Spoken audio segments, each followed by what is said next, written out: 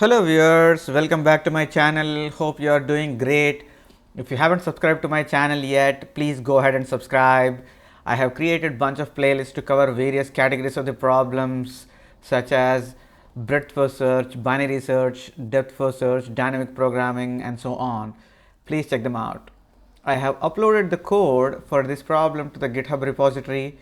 You can get the link from the description below the video. Let's jump into today's problem. K closest points to origin.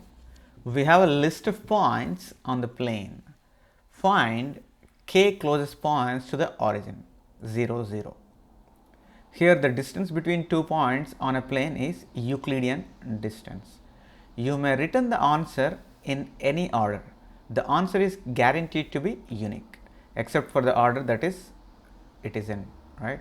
So basically we are given with a set of points on a plane. So the plane will be normally, since it is a 2 coordinates, right? So it will be an xy plane, 2-dimensional plane. Okay. So we need to find K closest points to the origin. So basically we have an origin, that means it will be the center point, that is 0, 0, and we have list of points around it. In that we need to find the K closest points, right? So K will be given at the runtime basically as the input. So we have a list of points and we are given with K. So we need to find whichever is the closest point from the given points. But how many closest point we need to give as the answer? K closest points. So basically we start with first closest, second closest, third closest and so on until K closest points, right? So for example, if there are n points in the list, right, n points in the list, right, so we are asked to give K closest, right, closest points out of n, right? So K closest point out of n. So K can be less than or equal to n basically, right? So from that you can say, right, even if K is greater than, you won't be, since you don't have that many points, you just return K. That's understood anyway, right? So now that there is another hint given here, is the distance between 2 points on a plane is a Euclidean distance. So we need to refer to geometry in order to get the Euclidean distance, right? So basically the formula in order to calculate the distance between 2 points is this. So let's say there are 2 points called x1, y1, x2, y2. So let's say these two are the points, right, on the xy plane, right? So in that case the Euclidean distance will be square root of y2 minus y1 power 2 plus x2 minus x1 power 2, right? So that's what it is, right? So this is our Euclidean distance formula. So for given 2 points, it is going to calculate the Euclidean distance with this formula. But in our case, the distance is always from 0, 0, right? Because that is what we are looking for, K closest point to origin, right? So that means our x1, y1 will be 0, 0, right? So now let me update the formula 0, 0, right? And we will have x2, y2. We can change that to xy later, right? So if we change that, right, so the distance will become, so wherever x1 is there, put 0, right? Put 0. Wherever y1 is there, put 0, right? So this one, what we could do is y2 minus 0 is just y2, right? Anyway, x2 minus 0 is just x2, right? That's it. So what does that mean is mat dot square root of, basically square root of y2 square plus x2 square, right? So that's what it is. So instead of, I mean, if the point is xy, right, let's say, since when there were 2 points, we called them x1, y1, x2, y2, but there is only one point, we will just call xy. In that case it will become like that, right? So math dot square root of x square plus y square, right? So that is the distance. So this is the distance we are going to calculate.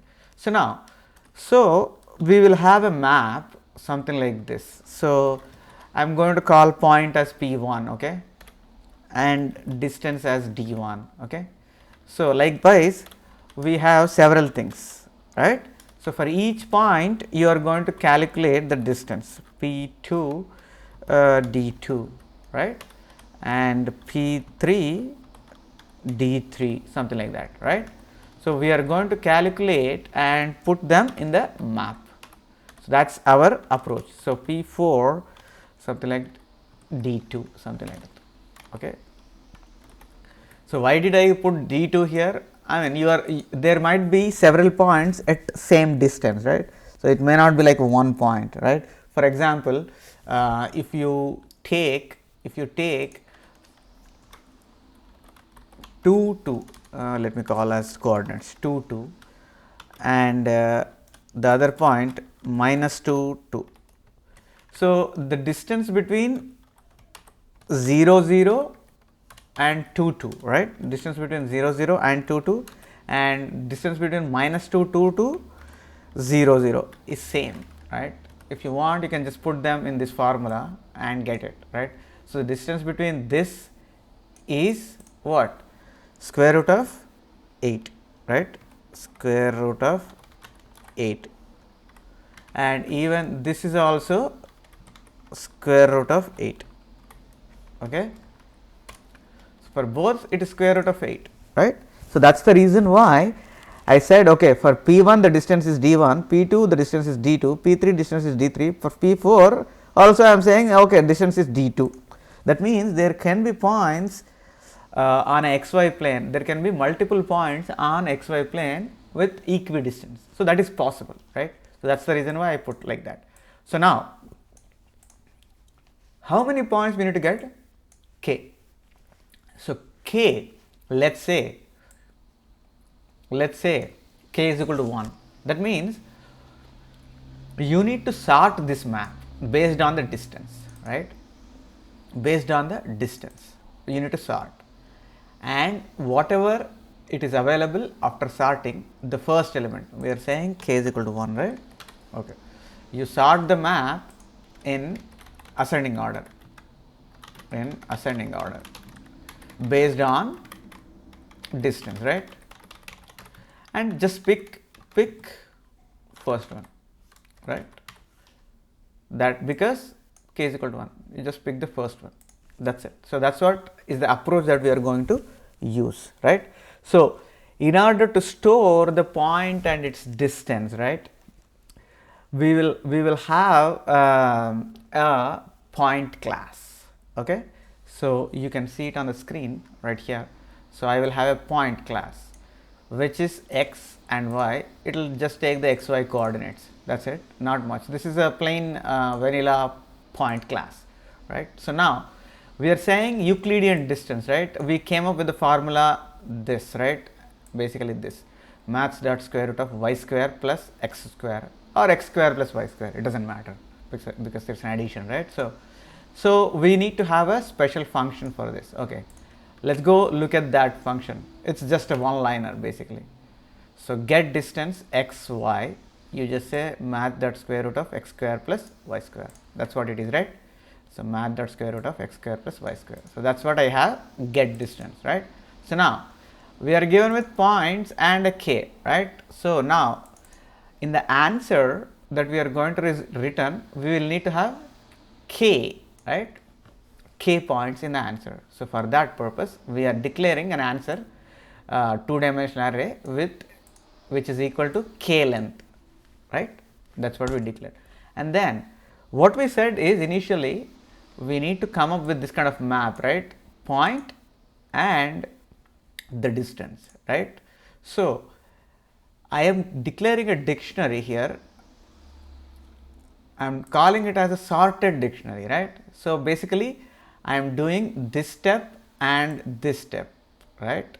So when we talked about the concept, we said, okay, we will create a map and we sort the map in the map based on the distance, right? So these two are being done with single thing, that is sorted dictionary.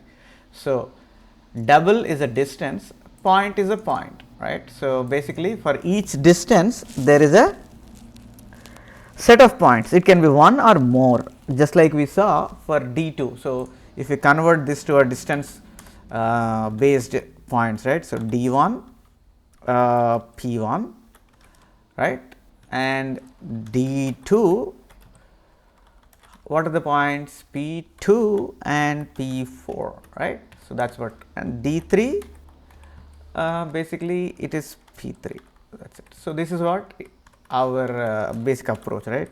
So just to give you better understanding, let me put this into a list, right? So yeah, so D1 it is P1, for D2 it is P2, P4, D3 it is P3 only, right? So likewise I have a sorted dictionary which is taking double and a list of points, right? Likewise, so now we get the how many points are there, we are calling them as n points, right? So now for int I is equal to 0, basically we are going through these points and trying to calculate the distance, right? So that's what, get the distance for each point and see if you already have the same distance in the map. If so, you add the current point to that map. If it is not there, you create a new entry into the map with that distance. So with this help, with the help of this, what we are going to do is we have prepared a map of this, okay, we have prepared a map of this type.